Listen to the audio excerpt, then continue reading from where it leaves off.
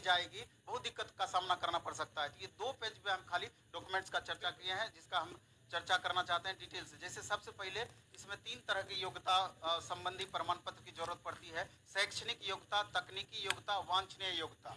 तो सबसे पहले हम बात करें शैक्षणिक योग्यता में, तो सबसे पहले इसमें आएगा प्रमाण पत्र। प्रमाण पत्र यानी सर्टिफिकेट। इसमें 2 सर्टिफिकेट का जरूरत पड़ता है, एक 10th का सर्टिफिकेट, दूसरा 12th का सर्टिफिकेट। जनरली क्या होता है कि कोई भी सर्टिफिकेट जब आप एग्जाम देते हैं 1 साल से 1.5 साल के अंदर में उसका मूल प्रमाण पत्र आता है। तो ये दोनों 10th और 12th का मूल प्रमाण पत्र निश्चित रूप से चाहिए होगा।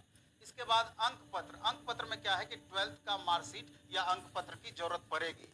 इसके बाद सबसे मुख्य आता है कि जो स्टूडेंट ओबीसी कैटेगरी से बिलोंग करते हैं, चाहे वो BC1 हो या BC2 हो, चाहे वो पिछड़ी जाति है या अति पिछड़ी जाति है, तो NCL का उनको जरूरत पड़ता है। NCL यानी नॉन क्रीमी लेयर सर्टिफिकेट का।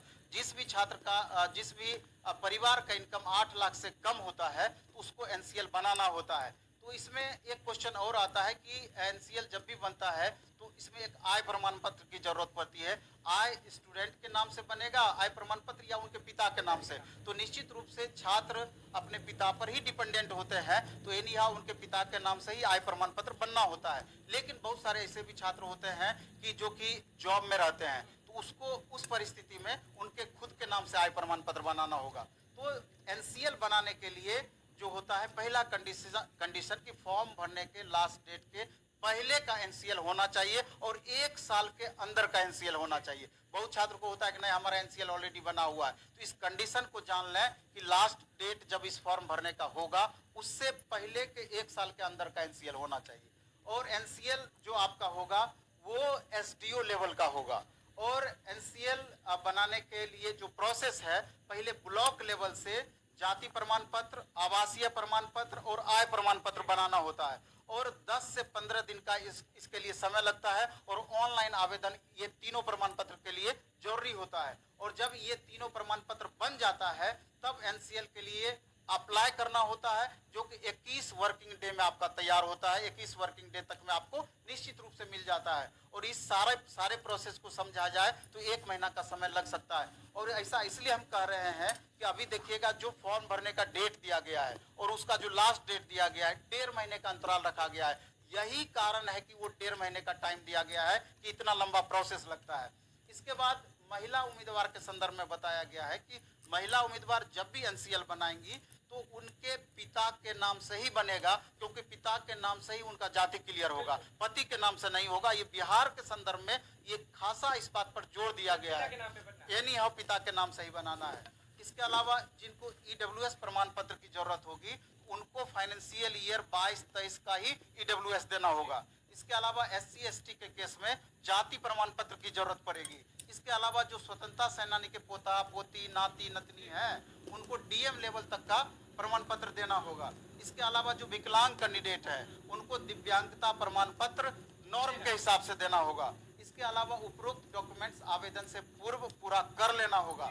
इसके अलावा भी हम कुछ बातें बोलना चाहते हैं कि वैसे अभ्यर्थी अपना ऑनलाइन आवेदन भरने के दौरान अपने नाम, पिता का नाम, पता, लिंग मतलब कि मेल है कि फीमेल है, जन्म तिथि यानी डेट ऑफ बर्थ, आरक्षण कोटि यानी कि आप जिस कैटेगरी से बिलोंग करते हैं, दिव्यांगता, प्रमाण पत्र संख्या यानी सर्टिफिकेट नंबर आदि भरने के समय पूर्ण सतर्कता से भरें और ऑनलाइन सबमिट करने से पहले 1 बार 2 बार 3 बार उसको चेक जरूर कर लें, क्योंकि वहां थोड़ा सा भी गलती आपका हो जाएगा तो आपका ये संभावना रहेगा कि मैक्सिमम आगे चल के आपको पछताना ही पड़ेगा।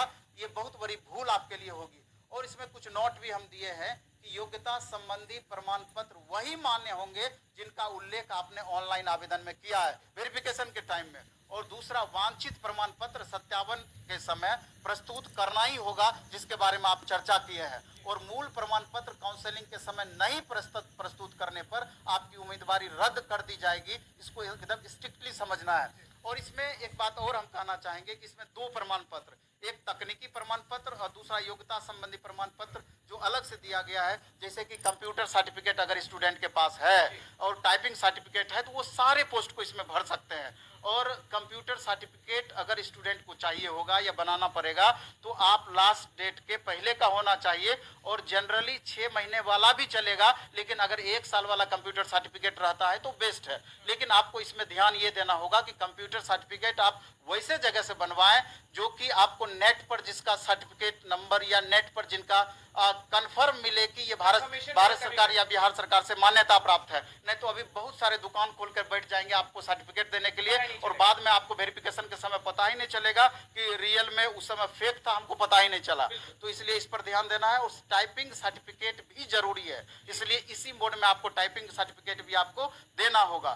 तो दस्तावेज संबंधी इतनी ही बातें हैं, इनको गौर करके स्टूडेंट, क्योंकि अगर फॉर्म आप सही तरीके से भर दिए, इतना सारा इसमें प्रोसेस है, तो समझिए कि आधा परीक्षा आप यहीं पास कर गए। डॉक्यूमेंट जो आप भरते हैं वही परीक्षा का मेन होता है। मेन होता है। अब डॉक्यूमेंट्स ही आप सही तरीके से नहीं भरेंगे, आप फॉर्म ही सही तरीके से नहीं भरेंगे, तो कितना भी आप मेहनत कर लें, कितना भी आपका तैयारी बेहतर हो जाए, तो आप दूसरे दौर में आप पहुंच ही नहीं सकते हैं। 9 साल के बाद आ रही है, तैयारी करें कैसे बच्चे? नहीं तो चूंकि इसमें भी बहुत ज्यादा टीचर की तरह टाइम नहीं दिया जाना है, हाँ। तो उम्मीद है कि इसका भी एग्जाम जनवरी में निश्चित रूप से हो जाएगी। जनवरी इसलिए में? हाँ, मतलब जनवरी 24 में। इसलिए जो छात्र हैं आगामी 3 से 6 महीने का समय उनके लिए बेहद महत्वपूर्ण रहना है, क्योंकि बिहार सरकार जो अपनी वैकेंसी का पिटारा खोली है वो 6 महीने के अंदर में वो पिटारा बंद भी करने वाली है। इसलिए इस बीच में आप लाभ उठा पाए तो ठीक है, नहीं तो आपके लिए परेशानी पैदा होगी। दूसरा बात एक हम अपने संदर्भ में भी कहना चाहते हैं कि